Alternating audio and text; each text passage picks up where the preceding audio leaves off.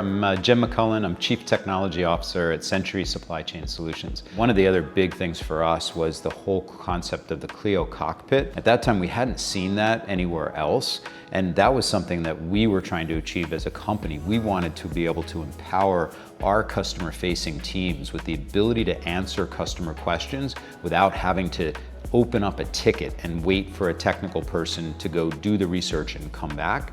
And Cleo Cockpit delivered that for us. With Cockpit, it started with our own teams being able to go in there and see what was happening, because again, in the past, it was much more complex to go find where the issues were, right? They were kind of buried in the integrations and the processes. So now, right out of the gates, Cleo exposed that to our teams to be able to understand, kind of a health map, right? Like, I can use my Garmin watch and understand how I'm feeling today.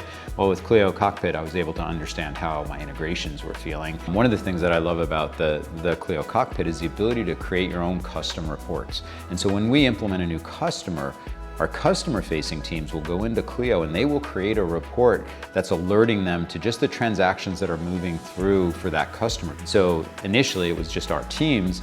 Then we began to realize, okay, we can now expose this to our customer-facing teams. And in the future, what I want to be able to do is expose that through chatbots and other capabilities so that when a customer is even asking a question, it can traverse all the way through, get that answer, and come back to them immediately. Because again, it's, the faster you can respond to something, yes, sometimes we want people in the middle of these processes, but in other cases, it could just be, hey, we're going back to the customer to say, yeah, you changed that PO on this given date, and that answers their question, and they don't need anything else. So that ability to kind of go straight into the cockpit is something that I'm hoping we'll start to see soon.